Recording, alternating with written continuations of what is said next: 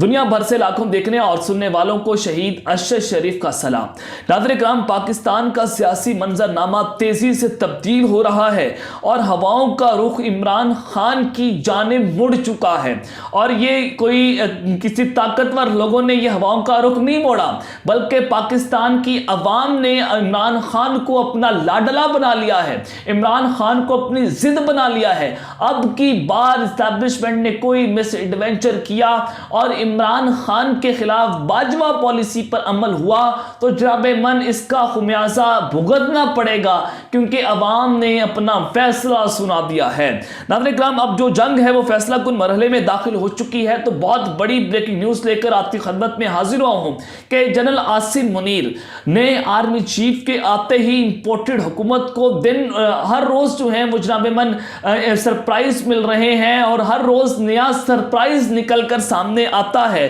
तो पंजाब हुकूमत को गिराने के ख्वाब देखने वाले वफाकी हुकूमत के उनको अपने लाले पड़ चुके हैं और इंपोर्टेड हुकूमत की मंजी ठुक गई है।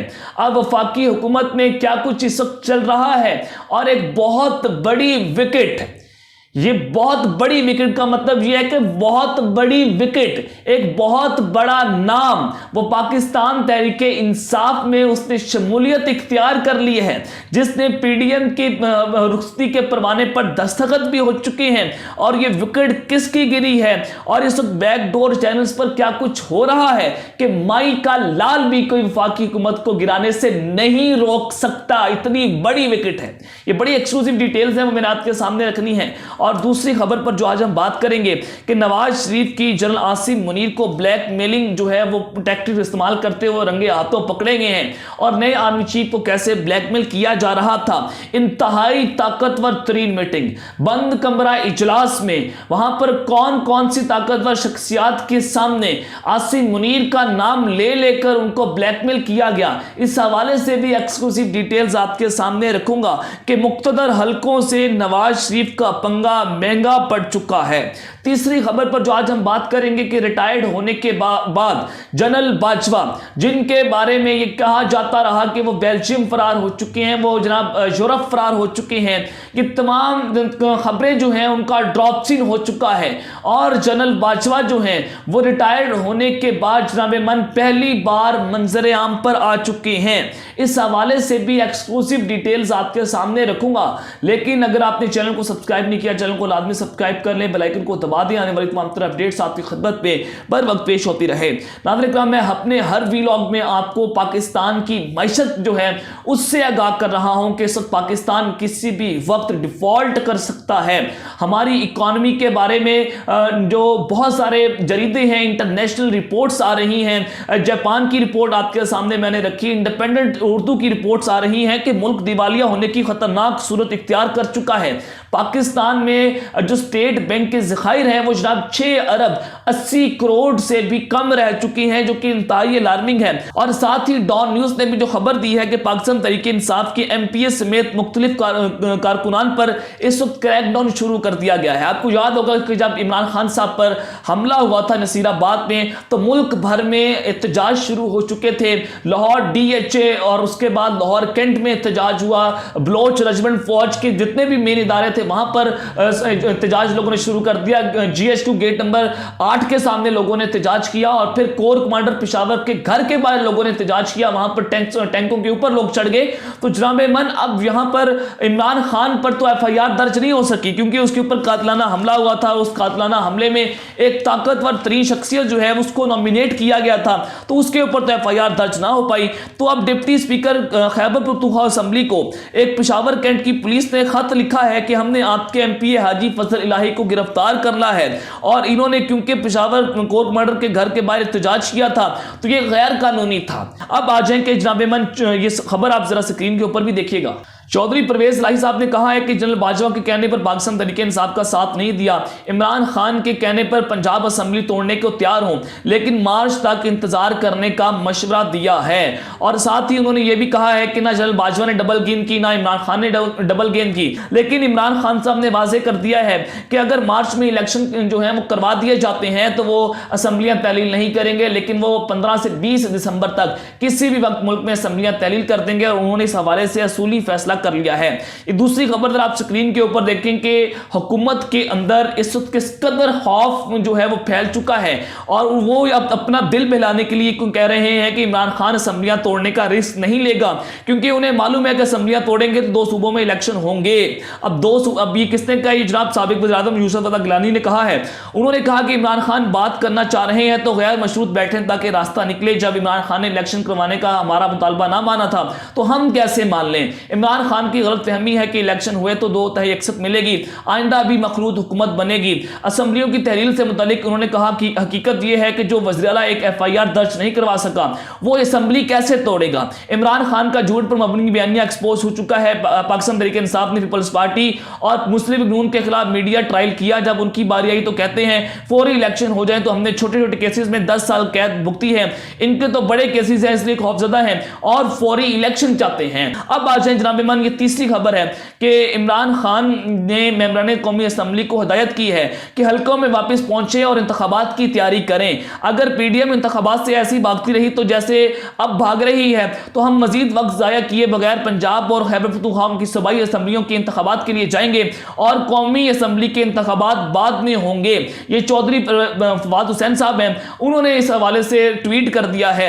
अब आ जाए जनाब ईमान, रिटायर्ड होने के बाद जनरल बाजवा पहली बार मंजर आम पर आ चुके हैं और कैसे अवाम से वो छुपते फिर रहे थे और ये बहुत सारी जो क्यासराइयाँ हैं वो भी जनाब जो हैं वो दम तोड़ गई हैं, क्योंकि कल इमरान खान साहब ने एक इंटरव्यू दिया, उसमें उन्होंने कहा कि जनरल बाजवा जो है वो डबल गेम कर रहे थे और मैं जनरल बाजवा के ऊपर जो है वो हद से ज़्यादा यकीन करता था, क्योंकि हमें ये लगता था कि इस्टेब्लिशमेंट है, पाक फौज है और पाकिस्तान की हुकूमत है, ये सारे एक पेज के ऊपर है और हमने पाकिस्तान के इंटरेस्ट के लिए काम करना है। लेकिन जनरल बाजवा हमारे मुंह पर कुछ और थे और पीछे कुछ और करते थे। नजम सेठी ने ये कहा कि पाकिस्तान तहरीक इंसाफ ने जनरल बाजवा को अवाम के अंदर जाने का नहीं छोड़ा।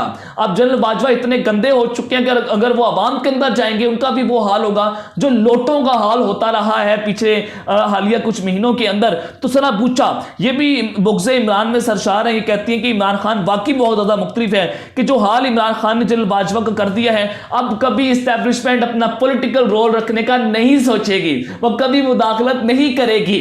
आप सबको पता है कि जनाब ईमान रावलपिंडी में जो क्रिकेट स्टेडियम है वहां पर पाकिस्तान इंग्लैंड का टेस्ट मैच चल रहा है और उसी के करीब जो है वो मेरी रहाइश का भी है। तो जनाब ईमान वहां पर जनरल बाजवा साहब जो है वो हमें नजर आए और जनरल बाजवा वहां पर क्रिकेट मैच देखने आए थे। अलबत्ता वो जनाब अवाम के अंदर तशरीफ नहीं लाए, जहां पर अवाम और तमाशाई बैठकर जो है वो मैच देख रहे थे वहां तक वो तशरीफ नहीं लाए, क्योंकि उनको पता है कि अगर अवाम के अंदर चले गए अवाम ने नारे मार देने हैं, इमरान खान ने सत पर अंधा फेर दिया है और अगर वो चले गए अवाम ने नारे मार दिए तो मेरी लेगेसी जो छोड़ी हुई थी और मेरा हाल जब मीडिया के सामने आएगा तो फिर जनाब मन मैं बहुत ज्यादा गंदा हो जाऊंगा। तो अब आ जाए कि नवाज शरीफ जनरल आसिम मुनीर को कैसे ब्लैकमेल करते हुए पकड़े गए हैं और मुख्तदर हल्कों से इनका पंगा कैसे महंगा पड़ा है जरा आपके सामने रखता हूं।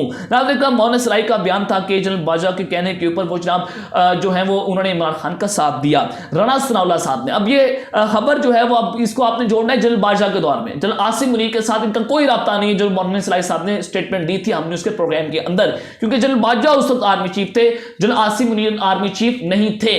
तो अब राना सनाउल्लाह साहब ने वजाहत मांगी है पाकिस्तान की फौज से, जनाब वजाहत दें आप कैसे अपना पॉलिटिकल रोल रख रहे थे, आपने क्यों जनाब जो है वो काफिले को कहा कि आप इमरान खान का साथ दे। तो उस वक्त तो जनरल बाजवा आर्मी चीफ थे, आप जनरल बाजवा से पूछें जाकर, अब तो वो रिटायर्ड हो चुके हैं तो आप पाक फोर्स से वजाहत जो है वो तलब नहीं कर सकते। लेकिन राना सनाउल्लाह साहब ने या नून लीग ने पूरी इंपॉर्टेंट हुकूमत ने एस्टेब्लिशमेंट के ऊपर ये प्रेशर बिल्डअप करना शुरू कर दिया और उनसे वजाहत मांगी जा रही कि बताएं आपका पॉलिटिकल रोल कैसे था और क्यों था। तो अब जनाब ईमान जो कुछ खबरें सामने आई हैं वो जरा आपके सामने रखता हूं कि इस वक्त बंद कमरों में चल के रहा है। ज़राए का दावा है कि डर्टी हैरी को नवाज शरीफ एंड कंपनी की जानिब से अपने बॉस के साथ शेयर करने के लिए मुतालबात की फहरिस्त मौसूल हो चुकी है।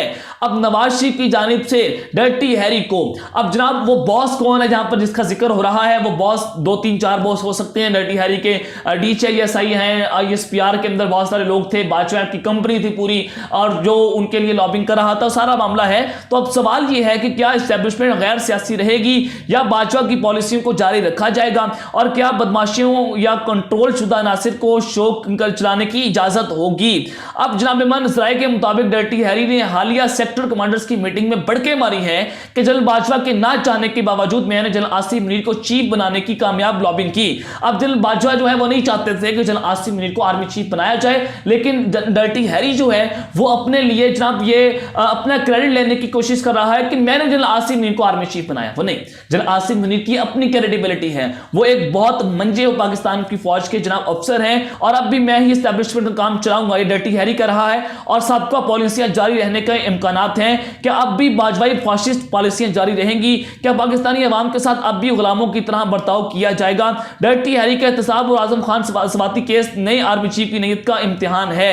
यह आदिल राजा साहब ने भी सवाल पूछा है कि अब नए आर्मी चीफ के लिए बहुत बड़े चैलेंजेस और बहुत सारे इम्तिहान खड़े हो चुके हैं कि इनकी भी कोई ट्रांसफरिंग पोस्टिंग होगी, जैसे DGISPR और DGISI की भी ट्रांसफरिंग पोस्टिंग की बातें सामने इस वक्त आ रही हैं। तो इस तरह से ब्लैकमेलिंग हो रही है इनडायरेक्टली, और बंद कमरों इजलास के अंदर जनाब मन नवाज शरीफ साहब जो हैं वो अपने लोगों को ये हदायत दे रहे हैं कि आप इनको ब्लैकमेल करने की कोशिश करें। अब आज के जो बहुत बड़ा सरप्राइज मिला है जनरल आसिम मुनीर के आते ही इंपोर्टेड हुकूमत को, और इंपोर्टेड हुकूमत की मंजी ठुक कर रह चुकी है। देखिए नाज़रीन, ने आर्मी चीफ को खान साहब ने पैगाम दिया, खान साहब ने इसको इतराफ भी किया कि हमने पैगाम पहुंचाया है कि हमारा इदारे से कोई लड़ाई नहीं है, हमारी आपसे भी कोई लड़ाई नहीं है, हमारी जनरल बाजवा साहब से लड़ाई थी, और खुलकर इमरान खान साहब ने उस लड़ाई का इजहार भी किया। अब जनाब मन जो खबर है वो आपके सामने रख देता हूं कि कुछ इतलात आ रही हैं कि जैसी क्योंकि जनरल बाजवा साहब ने ही PDM को इकट्ठा किया था, इनकी हुकूमत बनाई थी, रजीम चेंज ऑपरेशन किया था, तो इतलात है कि एक बहुत बड़ी शख्सियत अगले चंद रोज में पाकिस्तान तहरीके इंसाफ में शमूलियत इख्तियार कर लेगी, जिसके बाद इंपोर्टेड हुकूमत को पंजाब हुकूमत गिराने की बजाय वफाकी हुकूमत बचाने के लाले पड़ जाएंगे। ये इतनी इंपॉर्टेंट शख्सियत है और ये शख्सियत पाकिस्तान तहरीके इंसाफ के काफी करीब है और ये हुकूमत को फारिग कर सकती है। अब ये इतनी बड़ी शख्सियत है जिसके साथ MNS लाजमी तौर पर होंगे और ये हुकूमत को किसी वक्त फारिग कर सकती है। तो जनाब ईमान इनका नाम सामने आ रहा है कि एक बहुत बड़ी शख्सियत जो है वो आने वाले दिनों में पाकिस्तान तहरीके इंसाफ में अपनी शमूलियत इख्तियार कर लेगी। लेकिन नून लीग की भी एक बहुत बड़ी विकेट गिर चुकी है और मुस्लिम नून के रहनुमा और साबिक मशीर वज़ीर आला पंजाब पाकिस्तान तहरीके इंसाफ में शामिल हो चुके हैं, वसीम अहमद खान। उन्होंने पाकिस्तान तहरीके इंसाफ के मरकजी नायब सदर सेनेटर एजाज चौधरी से मुलाकात में शमूलियत का ऐलान किया है। तो ये विकेटें गिरना शुरू हो चुकी हैं, तो अंदाजा लगा लें कि अवाम का रुख तब्दील हो चुका है और इमरान खान ही अगले वज़ीर आज़म होंगे। अब तक के लिए अपना ख्याल रखिए, शंका में लाजमी ख्याल रखने। अल्लाह निगहबान, पाकिस्तान जिंदाबाद।